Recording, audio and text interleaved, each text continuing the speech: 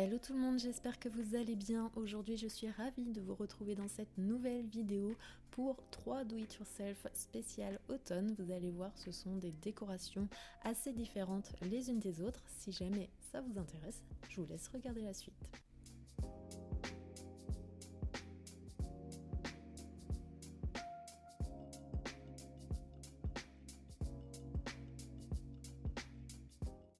On commence avec le photophore et ses fleurs séchées et pour ça j'ai utilisé un contenant en verre, de la peinture acrylique, un ruban en lin beige, du fil de jute, du papier de couleur beige et des fleurs séchées. Je commence par recouvrir mon contenant en verre avec de la peinture blanche et pour ça j'ai utilisé un petit tampon en mousse, donc ça vient d'un rouleau de peinture classique que j'ai déchiré et j'ai passé 2 couches pour que ce soit bien uniforme.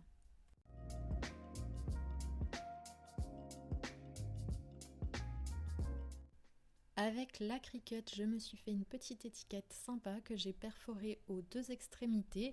Vous pouvez imprimer une image qui vient d'internet ou faire votre propre dessin. Ensuite, je prends mon ruban en lin, je fais le tour pour mesurer la dimension, je mets un point de colle et je le fixe comme ça.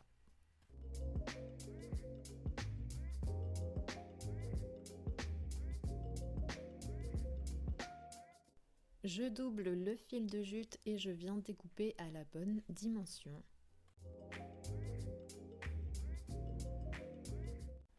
Je passe maintenant mon fil de jute dans mon étiquette en passant par l'arrière pour qu'on voit bien le message. Je viens serrer le tout sur mon contenant en verre et je viendrai faire un point de colle pour que ça tienne bien sur le côté.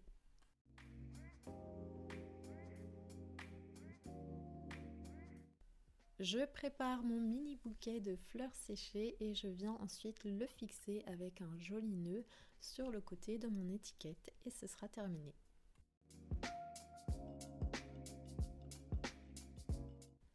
Et voilà un petit peu ce que ça donne. Dites-moi en commentaire ce que vous en pensez, mais moi je l'aime vraiment beaucoup. Je trouve que c'est très délicat, lumineux et chaleureux.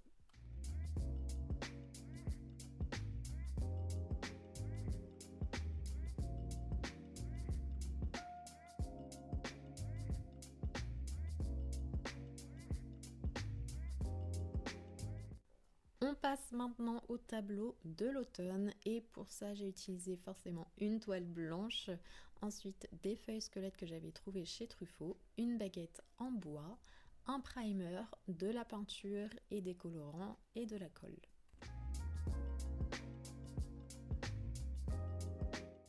Je commence par appliquer un primer sur toute la toile.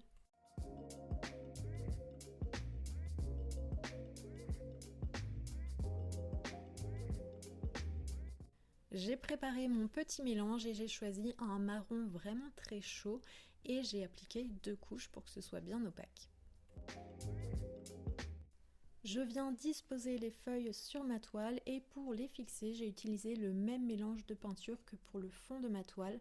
Ça tient très bien comme ça et ça fait ressortir la forme de la feuille sans la couleur. Je trouvais que c'était plus délicat, plus sympa comme ça. Ensuite, j'ai utilisé ma Cricut Maker pour me faire une petite phrase d'automne en pochoir.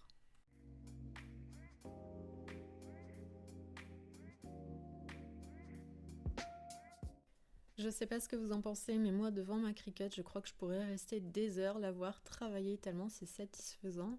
Je viens ensuite écheniller et disposer le pochoir sur la toile et je viendrai remplir avec de la peinture blanche.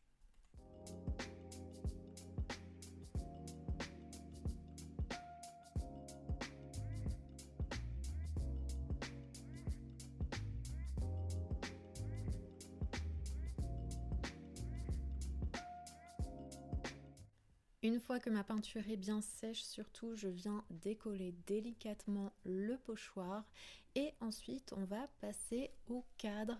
Et pour ça, j'ai utilisé des baguettes en bois que je suis venue teindre avec un mélange de colorant et d'eau. J'en ai passé sur tous les côtés.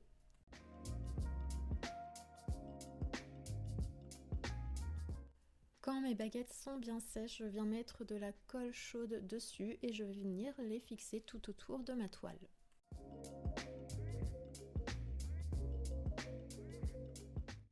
Et voilà ce que ça donne pour ce tableau aux couleurs de l'automne.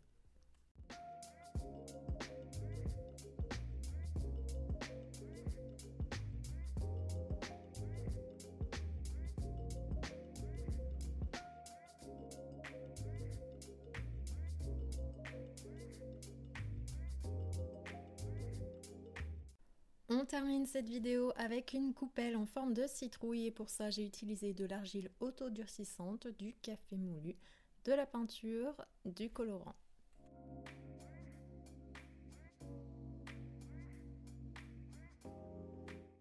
Je commence par étaler légèrement mon argile et je vais venir saupoudrer de café moulu dessus. Le fait de rajouter du café va donner cet effet grès ancien par la suite et la quantité dépendra de l'intensité que vous voulez à la fin. Je viens mélanger le tout et ensuite je viendrai étaler ma pâte à nouveau.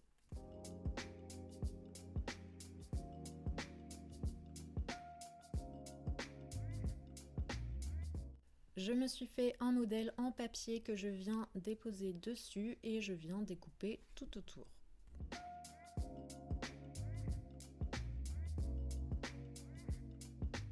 Avec le surplus de la pâte, je vais venir faire des petits boudins que je vais venir mettre sur tout le contour. C'est ce qui va créer le rebord par la suite.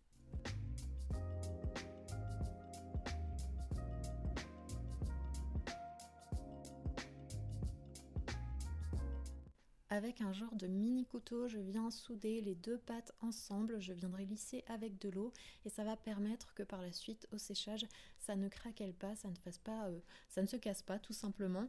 Je viens ensuite faire des petites rainures au niveau du centre de la citrouille pour lui donner un effet plus réaliste.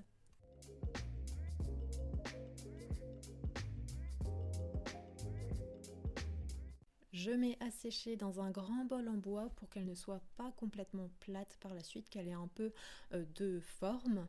Et une fois que c'est bien sec, je vais venir poncer avec un grain très très fin les endroits qui ne me conviennent pas, qui ne sont pas assez lisses, assez beaux pour moi.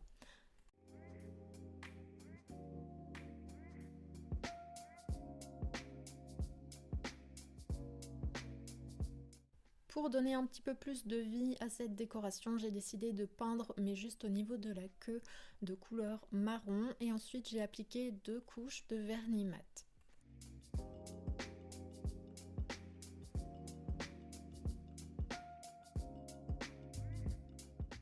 Voilà ce que ça donne pour cette dernière décoration. Comme d'habitude, n'hésitez pas à me dire en commentaire laquelle des 3 est votre préférée.